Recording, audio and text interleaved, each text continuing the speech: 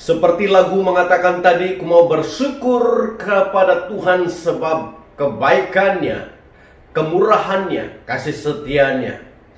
Dan mari kita membuka di dalam Yohanes pasal 11 ayat 1 hingga ayat 44 yang berkata demikian. Ada seorang yang sedang sakit namanya Lazarus. Ia tinggal di Betania, kampung Maria dan adiknya Marta. Maria ialah perempuan yang pernah meminyaki kaki Tuhan dengan minyak mur dan menyekanya dengan rambutnya. Dan Lazarus yang sakit itu adalah saudaranya. Kedua perempuan itu mengirim kabar kepada Yesus, "Tuhan, dia yang engkau kasihi sakit." Ketika Yesus mendengar kabar itu, ia berkata, "Penyakit itu tidak akan membawa kematian, tetapi akan menyatakan kemuliaan Allah, sebab oleh penyakit itu anak Allah akan dimuliakan." Yesus memang mengasihi Marta dan kakaknya dan Lazarus. Namun setelah didengarnya bahwa Lazarus sakit, ia sengaja tinggal 2 hari lagi di tempat di mana ia berada. Tetapi sesudah itu ia berkata kepada murid-muridnya, "Mari kita kembali ke Yudea." Murid-murid itu berkata kepadanya, "Rabi, baru-baru ini orang-orang Yahudi mencoba melempari engkau. Masih maukah engkau kembali ke sana?" Jawab Yesus, "Bukankah ada 12 jam dalam satu hari? Siapa yang berjalan pada siang hari, kakinya tidak terantuk, karena ia melihat terang dunia ini. Tetapi jikalau seorang berjalan pada malam hari, kakinya terantuk karena terang tidak ada di dalam dirinya." Demikianlah perkataannya. Dan sesudah itu ia berkata kepada mereka, "Lazarus saudara kita telah tertidur, tetapi aku pergi ke sana untuk membangunkan dia dari tidurnya." Maka kata murid-murid itu kepadanya, "Tuhan, jikalau ia tertidur, ia akan sembuh." Tetapi maksud Yesus ialah tertidur dalam arti mati, sedangkan sangka mereka Yesus berkata tentang tertidur dalam arti biasa. Karena itu Yesus berkata dengan terus terang, "Lazarus sudah mati, tetapi syukurlah aku tidak hadir pada waktu itu, sebab demikian lebih baik bagimu, supaya kamu dapat belajar percaya. Marilah kita pergi sekarang kepadanya." Lalu Thomas yang disebut Didimus berkata kepada teman-temannya, yaitu murid-murid yang lain, "Marilah kita pergi juga untuk mati bersama-sama dengan dia." Maka ketika Yesus tiba, didapatinya Lazarus telah 4 hari berbaring di dalam kubur. Betania terletak dekat Yerusalem, kira-kira 2 mil jauhnya. Di situ banyak orang Yahudi telah datang kepada Marta dan Maria untuk menghibur mereka berhubung dengan kematian saudaranya. Ketika Marta mendengar bahwa Yesus datang, ia pergi mendapatkannya. Tetapi Maria tinggal di rumah. Maka kata Marta kepada Yesus, "Tuhan, sekiranya engkau ada di sini, saudaraku pasti tidak akan mati. Tetapi sekarang pun aku tahu bahwa Allah akan memberikan kepadamu segala sesuatu yang engkau minta kepadanya." Kata Yesus kepada Marta, "Saudaramu akan bangkit." Kata Marta kepadanya, "Aku tahu bahwa ia akan bangkit pada waktu orang-orang bangkit pada akhir zaman." Jawab Yesus, "Akulah kebangkitan dan hidup.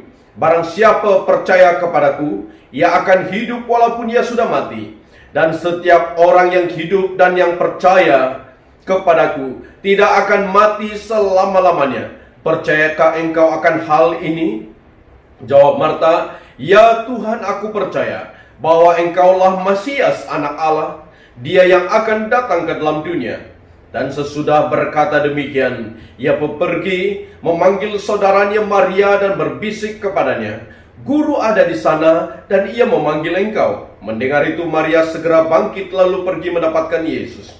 Tetapi waktu itu Yesus belum sampai ke dalam kampung itu. Ia masih berada di tempat Marta menjumpai dia. Ketika orang-orang Yahudi yang bersama-sama dengan Maria di rumah itu untuk menghiburnya melihat bahwa Maria segera bangkit dan pergi keluar, mereka mengikutinya karena mereka menyangka bahwa ia pergi ke kubur untuk meratap di situ.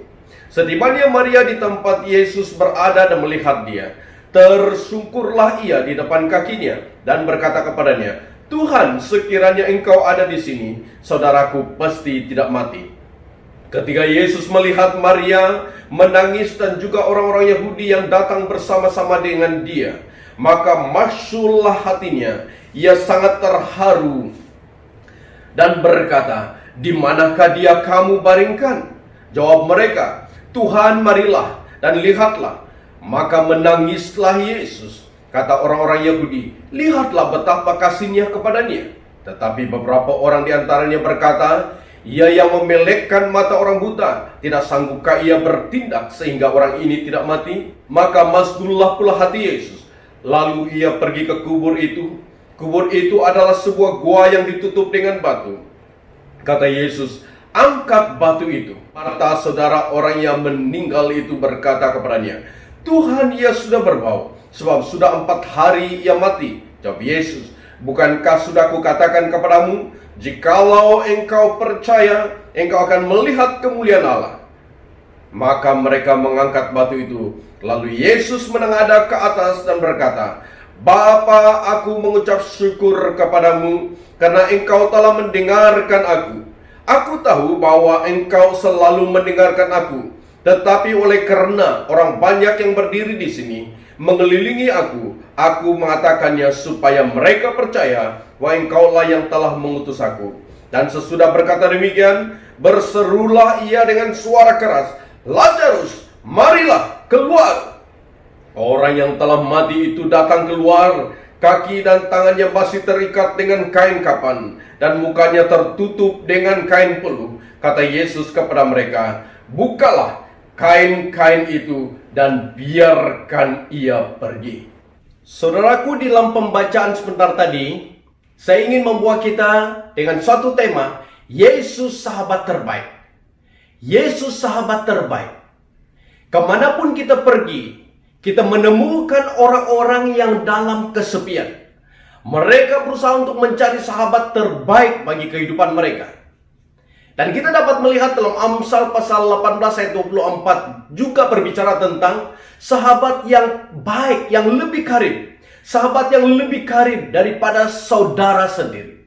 Memang setiap orang di muka bumi ini mencari sahabat yang paling memahami mereka. Tapi bersyukur melalui pembacaan firman Tuhan pada pagi hari ini, kita menemukan seorang sahabat yang namanya Yesus yang kita dapat miliki. Yesus sahabat terbaik yang dapat saudara dan saya miliki. Amin, saudaraku. Pertanyaannya sekarang, sifat-sifat apakah yang dimiliki oleh Yesus sehingga memenuhi syarat-syarat untuk menjadi sahabat terbaik saudara dan saya? Dan tidak dapat diragukan di dalam pembacaan sebentar tadi, bahwa Yesus telah memenuhi syarat tersebut sehingga dia layak dan dia satu-satunya yang menjadi sahabat terbaik Anda dan saya. Ayat-ayat yang kita baca sebentar tadi menyatakan 3 sifat yang Yesus miliki yang memenuhi syarat menjadi sahabat terbaik bagi Anda dan saya. Kita melihat satu persatu di dalam ayat 3 sampai ayat 5 mengatakan bahwa Yesus adalah sahabat terbaik yang penuh kasih. Mengapa dikatakan Yesus menjadi sahabat terbaik yang penuh kasih? Karena waktu Marta menyuruh orang untuk berjumpa dengan Yesus, memberitahu tentang kabar di mana Lazarus sedang sakit tenat, dan mereka berkata kepada Yesus, "Lazarus yang engkau kasihi sedang sakit." Saudaraku, mengapa mereka mengungkapkan kata Lazarus yang engkau kasihi? Saudaraku, ini membuktikan bahwa Yesus benar-benar adalah pribadi yang penuh kasih. Dan dia adalah sahabat terbaik bagi Lazarus, bagi Marta, bagi Maria, bagi Anda, bagi saya hari ini dan selama-lamanya. Mengapa dikatakan demikian? Sebab dia mencintai setiap pribadi kita masing-masing di dalam keberadaan apapun. Dia adalah pribadi yang benar-benar mencintai engkau, mengasihi engkau, dan dia penuh kasih selama-lamanya. Tidak pernah berubah kasihnya kepada saudara dan saya. Sama seperti kasihnya kepada Lazarus yang memang dikasihi olehnya. Keluarga adik-beradik ini dikasihi oleh Yesus. Dan setiap pribadi kita juga dikasihi oleh Yesus. Dan Yesus memang adalah Tuhan yang sungguh-sungguh mengasihi saudara dan saya, mengasihi setiap pribadi kita. Tidak berubah kasih setia Tuhan kepada saudara dan saya. Dan hal ini dibuktikan di dalam firman Tuhan yang kita baca sebentar tadi. Haleluya saudaraku. Tetapi pertanyaannya, mengapa waktu dia mendengar berita bahwa Lazarus sedang sakit tenat, dia sengaja, kata firman Tuhan, sengaja menunda waktu. 2 hari penundaan untuk melawat Lazarus yang sedang sakit. Dia sengaja, kata firman Tuhan. Mengapa? Perkara ini saudara dan saya perlu faham. Walaupun kita melihat Yesus penuh kasih sayang kepada saudara dan saya, kepada Lazarus, Marta, Maria, dan kepada setiap manusia di muka bumi ini, setiap orang. Tetapi suatu perkara yang kita perlu fahami, bahwa Yesus mengizinkan sesuatu malapetaka, mengizinkan sesuatu perkara yang kita alami pada saat ini, penderitaan dan sebagainya, sakit penyakit, dia mengizinkan perkara tersebut. Tujuannya untuk apa saudaraku? Supaya saudara belajar untuk mempercayai dia, supaya saudara belajar untuk melihat mukjizat Allah dinyatakan dalam kehidupanmu. Itulah perkara yang kita perlu lihat. Yesus benar-benar penuh kasih, mengasihi Lazarus, mengasihi engkau, mengasihi saya, mengasihi orang percaya, mengasihi setiap manusia. Tetapi suatu perkara, dia sengaja, dia mengizinkan perkara yang kita tidak mau berlaku dalam kehidupan kita. Tujuannya supaya Anda belajar percaya kepada Tuhan, belajar bergantung kepadanya, belajar berharap kepadanya, belajar untuk menyerah diri kepadanya, belajar untuk berserah penuh kepadanya, pergantungan penuh. Tuhan mau, memang Tuhan mengasihi saudara dan saya, dan dia mengizinkan sesuatu itu berlaku sama seperti terjadi kepada Marta dan Maria. Walaupun Lazarus sedang sakit, Yesus sengaja. Perkataan sengaja inilah yang akan membuat kita kadang-kadang tidak memahami bahwa tujuan Tuhan dalam sesuatu perkara dalam kehidupan kita bukan menindas kita, bukan menyiksa kita, bukan membiarkan kita. Tetapi firman Tuhan jelas mengatakan segala sesuatu yang diizinkan Tuhan berlaku dalam kehidupan kita bertujuan demi kebaikan kita. Di ujungnya kebaikan kita, demi kebaikan kita. Tidak ada sesuatu rancangan Tuhan yang tidak baik bagi saudara dan saya. Demikian juga kisah ini menyatakan bahwa benar-benar Tuhan mau melakukan sesuatu perkara, tetapi dia membiarkan itu berlaku dalam suatu masa di mana dia sengaja. Saudaraku, bila kita merasa bahwa Tuhan itu sepertinya sengaja, sepertinya membiarkan sesuatu berlaku dalam kehidupan kita, mungkin kita rasa bahwa selama ini dan Anda sedang mengalami sakit penyakit yang memang saudara benar-benar risau dan takut menghadapinya. Bahkan mungkin ada yang meninggal, saudara kita yang meninggal, bergumul dalam pergumulan-pergumulan hidup. Sepertinya tidak ada jawaban datang pada masa yang kita perlukan, pada masa yang kita harapkan. Tetapi lihat baik-baik, Yesus sengaja, tujuan supaya Anda belajar percaya. Itulah satu-satunya tujuan Tuhan untuk menyatakan kemuliaannya. Bila Tuhan melakukan pada waktu, pada masa yang tepat, maka Tuhan Allah Bapa dimuliakan dalam setiap apapun yang berlaku. Dengan itu saudaraku, bila Anda melihat hari ini dalam teks ini bahwa benar Tuhan mengasihi Lazarus, tetapi dia menunda waktu 2 hari. Tetapi dalam perkara ini saudaraku, bahwa kasih Tuhan tidak pernah berubah. Dalam, lebar, panjang, kasih Tuhan tidak pernah berubah. Tidak dapat diukur. Kasihnya sangat dalam, kasihnya sangat lebar, sangat tinggi. Dan saudara tidak perlu ragu-ragu terhadap pemeliharaan Tuhan, terhadap kasihnya. Sebab dia adalah kasih adanya. Dia adalah Tuhan yang penuh kasih. Dan dia adalah kasih adanya yang mengasihi saudara selama-lamanya. Amin saudaraku. Alangkah indahnya mempunyai sahabat yang pengasih seperti Yesus. Tetapi tidak cukup kalau kita tahu sifatnya sebagai Tuhan yang penuh kasih. Tapi kita perlu lihat juga sifatnya yang diceritakan dalam ayat 21 hingga 36 mengatakan Yesus adalah sahabat yang penuh pengertian.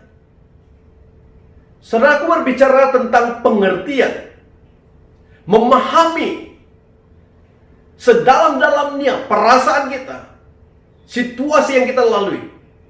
Yesus memang benar-benar penuh pengertian terhadap situasi yang dilalui oleh Marta dan Maria. Bila Yesus menunda 2 hari, ternyata Lazarus telah meninggal. Dan bila diceritakan kepada Yesus bahwa Lazarus sudah meninggal, Yesus berkata, dia tidak meninggal, tetapi dia tertidur. Murid-murid mengatakan kepada Yesus, kalau dia tertidur, dia akan bangun. Tapi Yesus berkata kepada mereka dengan terus terang bahwa Lazarus sudah mati. Tetapi bersyukur karena saya tidak hadir pada masa itu, supaya Tuhan dimuliakan, supaya kemuliaan Allah dinyatakan. Dan bila mereka pergi, lalu Marta mengetahui bahwa Yesus sedang menuju ke tempat mereka, ke kampung mereka. Marta pergi dan bertemu dengan Yesus, dan Marta berkata, Tuhan, jikalau Engkau ada di sini dengan kami, maka adik kami Lazarus tidak akan mati. Apa kata Yesus? Lazarus akan hidup semula. Lazarus akan bangkit. Lalu Marta berkata, saya tahu bahwa Tuhan akan membangkitkan dia pada akhir zaman. Bila orang mati dibangkitkan pada akhir zaman, saya percaya bahwa dia akan dibangkitkan. Tapi Yesus berkata, akulah kebangkitan itu. Dan bila Yesus berkata, akulah kebangkitan itu, dan setiap orang percaya yang percaya kepadaku tidak akan mati, dia akan hidup selama-lamanya. Saudaraku, bila Yesus menyatakan, mengungkapkan, menjelaskan, menerangkan bahwa dia adalah kebangkitan, maka Marta berkata, ya Tuhanku, saya percaya Engkau adalah Mesias, Anak Allah. Sewaktu itu iman Marta bangkit semula untuk mempercayai Yesus yang sedang berbicara kepadanya, bahwa Yesus adalah kebangkitan, memahami penderitaan, duka cita yang sedang dia lalui. Tapi bila Yesus berkata, aku adalah kebangkitan, imannya timbul, dan dia terus beredar dari situ. Dan dia pergi berjumpa dengan adiknya yang ada di rumah, yaitu Maria. Dan dia berbisik dalam telinga Maria, menyatakan bahwa Yesus memanggil Maria. Sehingga Maria langsung berdiri dan beredar. Dan bila dia sedang beredar, orang Yahudi berpikir bahwa Maria akan ke kubur untuk meratapi Lazarus yang ada dalam kubur. Dan bila Maria sudah mendekati Yesus di tempat mana Marta menjumpai Yesus, lalu tersungkurlah Maria di kaki Yesus, kata firman Tuhan. Lalu dia berkata, jikalau Engkau ada dengan kami, adik kami Lazarus tidak akan mati. Sama perkataan yang dipakai oleh Marta kepada Yesus waktu bertemu dengan Yesus. Tetapi Yesus berkata, dia akan bangkit. Yesus berkata dia akan bangkit. Dan Yesus berkata, di mana kamu letakkan dia? Lalu mereka berkata, Yesus, dia sudah berada dalam kubur selama 4 hari dan dia sudah berbau. Saudaraku, di dalam ayat ini juga, bagian ini juga menyatakan bahwa hati Yesus masul, terharu apabila mendengar apa yang disebut oleh Maria kepadanya, yang disebut oleh Marta kepadanya. Hati Yesus merasa bersedih. Ada 2 perkara. Yesus rasa terharu, kemarahan terhadap akibat dosa itu kematian. Begitu Yesus memarahi kuasa maut, begitu Yesus tidak suka dengan kuasa maut tersebut, Yesus mau menyatakan kuasanya di atas kuasa maut tersebut. Kedua, dia juga merasa sedih sebab dia tahu perasaan Marta, Maria, bahkan orang-orang Yahudi yang mengikuti kedua mereka ini. Perasaan sedih Yesus ini benar-benar terjadi. Mengapa? Sebab dia mengerti. Dia sangat memahami perasaan mereka yang sedang berduka cita. Saudaraku, kita memiliki sahabat yang paling mengerti di dalam kehidupan saudara. Saat Anda melalui suatu situasi dalam keadaan berduka cita, bersedih, menangis, mempunyai berbagai-bagai pergumulan yang sangat berat seperti mana Marta dan Maria, Yesus mengerti, memahami situasimu. Dia tidak pernah menutup matanya untuk tidak melihat dan tidak memperhati. Dia adalah sahabat yang terbaik, yang memperhatikan setiap situasimu, setiap keadaanmu. Dia mengerti lebih dalam. Di dalam dirimu, apapun yang tersembunyi, yang tidak orang lain nampak, pergumulan masalah yang kau alami sekarang ini, Yesus adalah sahabat terbaik yang mengerti masalah hidupmu. Yesus dikatakan menangis. Saudaraku, lihat baik-baik. Bila dia melihat Marta dan Maria dan orang ramai, Yesus menangis. Saudaraku, Anda mungkin berpikir Yesus tidak akan menangis, tidak akan turut merasa sedih, tidak akan merasa berduka cita, tidak akan merasa perasaan sedih Anda. Saudaraku, bila Anda berpikir bahwa Yesus tidak akan merasa sedih dan menangis melihat situasi yang engkau lalui, tidak. Itu tidak benar. Yesus benar-benar sedang memperhati engkau seperti mana dia memperhati Marta, Maria, dan orang Yahudi yang sedang bersedih, berduka cita. Dia memahami situasimu pada hari ini. Percaya kepada Yesus sebagai sahabat yang terbaik, sahabat yang mengerti situasimu. Serah seluruh hidupmu kepadanya. Setiap pergumulanmu, setiap masalahmu, engkau nyatakan kepadanya. Dia memahami apa yang sedang engkau lalui pada saat ini. Dia tidak membiarkan engkau berjalan sendiri. Malah dia mengatakan dan berjanji bahwa dia akan memberi Anda suatu jalan kelepasan, kemenangan di atas segala situasi yang Anda lalui.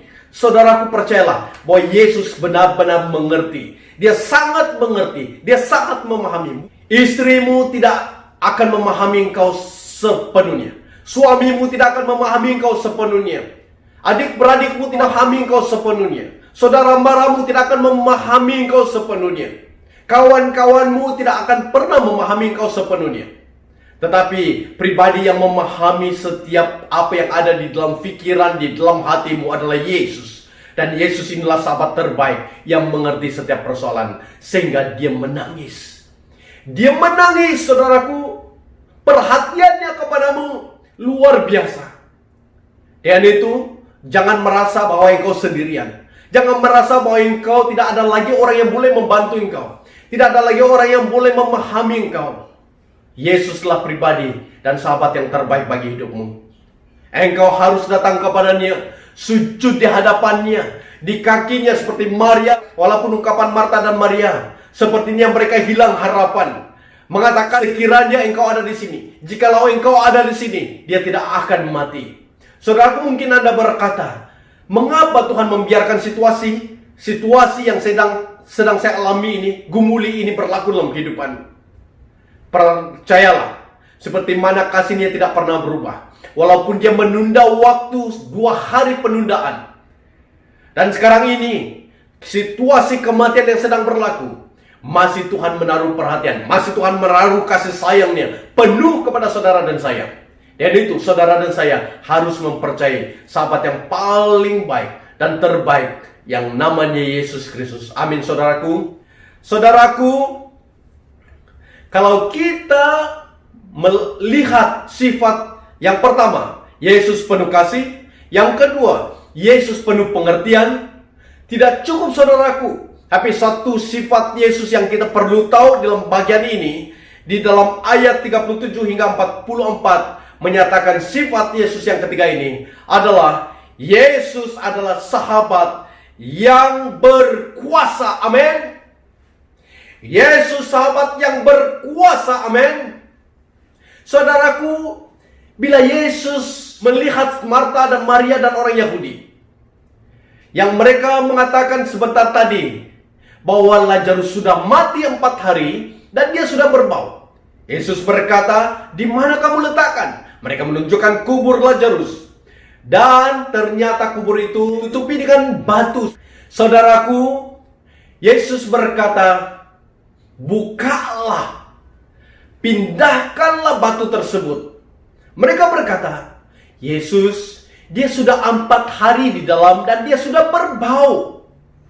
Menurut tradisi Rabi, menurut tradisi sebuah tafsiran, menurut sebuah tafsiran mengatakan, dalam 3 hari selepas kematian, jiwa orang itu masih berada di sekitar mayatnya. Tapi bila 4 hari, dia sudah tidak ada di situ lagi. Itu tradisi, tafsiran. Dan saya dengar juga ada kepercayaan budaya-budaya kaum-kaum yang ada di Sabah Sarawak. Ada juga mempercayai perkara tersebut. Tapi saudaraku, apapun keadaan, apapun tradisi, apapun kepercayaan, bila mereka mengatakan kepada Yesus, 4 hari dia sudah berada di situ, dia sudah berbau.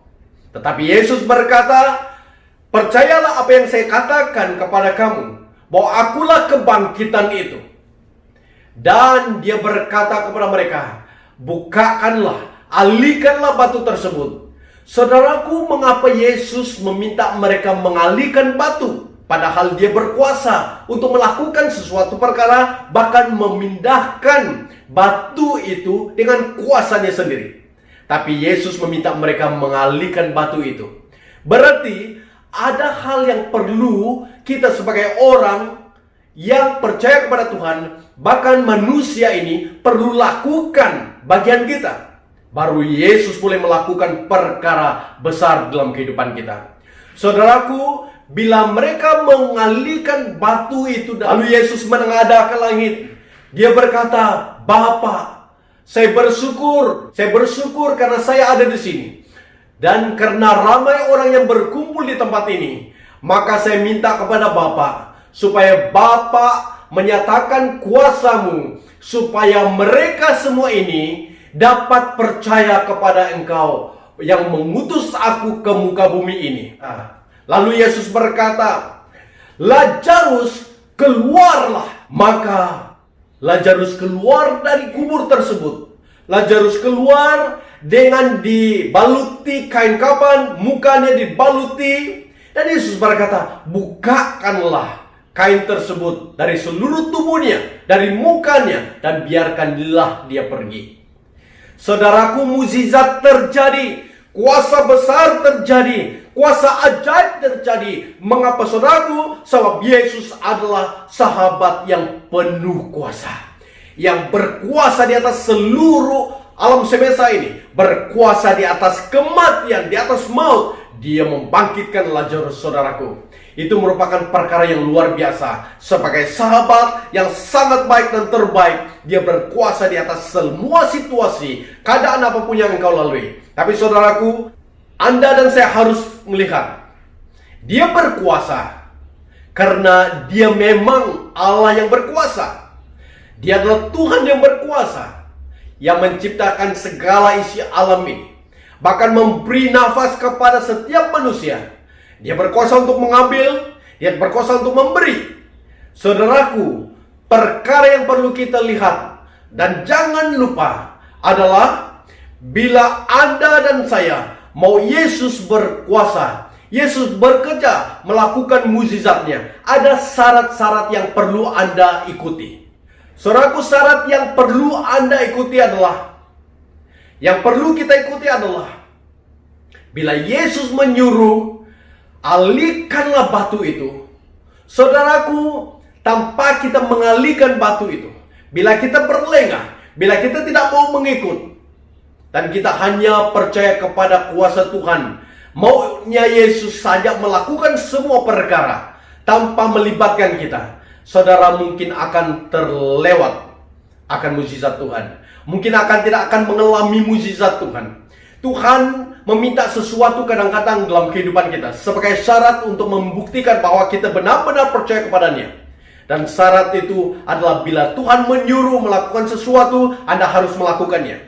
Dan bila mereka melakukannya, mengalihkan batu tersebut, lalu di situ Yesus menyatakan kuasanya, kebangkitan Lazarus terjadi. Saudaraku, mungkin ada hal-hal yang perlu dialih dari kehidupanmu, dialih dari hatimu, dialih dari hidupmu, dia alih dari situasimu, dia alih dari cara berpikirmu, dia alih dari cara pemahamanmu sendiri. Perkara-perkara yang sudah terbiasa di dalam kehidupanmu, yang engkau menganggap bahwa inilah keadaannya, inilah situasinya, tidak dapat diubah lagi. Tetapi bila engkau mendengar firman Tuhan, bila Yesus mengatakan alihkanlah batu itu, bila Anda mengalihkan penghalang mujizat Tuhan itu, keraguan mungkin, ketidakpercayaan mungkin, ketidaktaatan mungkin, bila Anda menaati apa perintah Tuhan, maka mukjizat terjadi. Dengan itu, Yesus Kristus adalah sahabat terbaik yang akan melakukan mukjizat dalam kehidupanmu. Banyak mukjizat yang Yesus lakukan dengan kerjasama. Maksudnya dengan perbuatan, dengan tindakan kita sebagai manusia. Yang kita dapat lihat bila Yesus berada di bait Allah dan dia berkata kepada Petrus, siapa yang harus membayar cukai bait Allah? Tetapi Yesus berkata kepada Petrus, demi untuk tidak menyinggung, menjadi batu sandungan kepada mereka, engkau pergi ke danau, engkau pancing, engkau dapat ikan yang pertama itu, engkau buka, engkau dapat 4 dirham di dalam mulut, dan engkau bawa dan engkau bayar untuk kita. Saudaraku, Yesus boleh melakukan mukjizat, tapi dia tidak mau membiarkan kita hidup dengan sepertinya magic, supaya segala-galanya beres. Hanya Tuhan melakukannya. Tapi Tuhan mau tindakan saudara. Imani firman-Nya, Anda lakukan apa yang dia perintah, maka terjadi seperti mana Petrus mengimani, mempercayai kata Yesus, dia memancing dan dia mengambil 4 dirham dari mulut ikan yang pertama yang dia pancing. Bahkan waktu perkawinan di Kana, waktu ibu Yesus, Maria menyatakan kepada Yesus bahwa mereka kehabisan air anggur. Dan bila Maria mengatakan kepada para pelayan, apa yang dia katakan kepada kalian, kalian ikut. Dan bila mereka mengikut apa yang Yesus katakan, maka mukjizat terjadi. Saudaraku, syarat itulah yang perlu ada dalam kehidupanmu, kehidupan saya, kehidupan orang percaya untuk mengalami mukjizat dan kuasa Tuhan. Bila Anda mengikut apa yang Tuhan katakan, maka Anda dapat melihat kuasa dan mukjizat Tuhan terjadi seperti mana Lazarus dibangkitkan disebabkan mereka mengikut apa yang Tuhan suruh. Perintah yang Tuhan suruh mengalihkan batu tersebut. Saudaraku, mungkin juga dalam kehidupan kita secara financial, di mana Tuhan meminta kita untuk memberi. Itu pun suatu perintah yang perlu kita ikut. Di dalam Maleakhi mengatakan, beri kepada rumah perbenaran Tuhan, maka Tuhan membuka tingkap-tingkap surga untuk memberkati engkau. Tapi jika kita tidak mengikuti syarat, tidak mengikuti perintah Tuhan ini, maka jelas menyatakan sebenarnya bahwa kita tidak mengasihi Tuhan, tidak mengikuti perintahnya, tidak hidup dalam firman-Nya, tidak hidup dalam kebenarannya. Tapi bila engkau dan saya melakukan apapun perintah Tuhan sebagai syarat untuk mengalami mukjizat Tuhan, kita harus melakukannya. Demikian yang berlaku di dalam kisah ini, di mana mereka mengalihkan batu tersebut. Yesus melakukan mukjizat sehingga Lazarus keluar. Saudaraku, maukah engkau mengalami mukjizat Tuhan? Mukjizat itu berlaku setiap masa di dalam kehidupanmu. Setiap waktu Tuhan mau melakukannya. Tuhan seperti mana yang kita sebut sebentar tadi, bahwa dia adalah sahabat yang terbaik. Mengapa? Disebabkan dia adalah sahabat yang penuh kasih. Kedua, dia adalah sahabat yang penuh pengertian. Dan yang ketiga, sahabat yang memiliki kuasa untuk melakukan mukjizat. Hanya suatu perkara yang perlu. Bila Anda melihat bahwa sesuatu keadaan yang berlaku dalam kehidupanmu sepertinya penundaan, jangan kurangkan imanmu. Jangan Anda meragukan kepercayaanmu kepada Tuhan. Jangan meragukan kuasa Tuhan. Jangan mengabaikan firman Tuhan. Jangan mengabaikan masa-masa ibadahmu dengan Tuhan, saat teduhmu dengan Tuhan. Engkau harus makin bertekun, makin bersungguh-sungguh mempercayai dia. Kalaupun tidak ada mukjizat, engkau tidak perlu takut. Engkau tidak perlu menyangkal Tuhan. Tapi Tuhan menunda waktu demi untuk kebaikan engkau, demi meneguhkan imanmu, demi membuat engkau lebih mempercayai Tuhan Yesus. Dan bila dia melakukan pada masa yang paling tepat, maka engkau akan bersukacita, akan bergembira, akan bersyukur, sebab mukjizat itu nyata dalam kehidupanmu. Amin, saudaraku. Tuhan itu sangat-sangat luar biasa menjadi sahabatmu pada hari ini. Bila engkau mengalami sesuatu keadaan, datang kepada Yesus. Jangan tunda masa. Datang kepadanya, berseru kepadanya, minta pertolongan kepadanya. Dan bila Yesus meminta sesuatu kepadamu untuk engkau lakukan, biarlah kiranya engkau singkirkan segala hal-hal yang menghalang kuasa Tuhan berlaku dalam kehidupanmu. Mungkin dosamu, mungkin dosa saya, mungkin dosa setiap orang yang percaya, yang menjadi penghalang kuasa Tuhan berlaku. Kita singkirkan itu, kita alihkan itu, kita buang itu.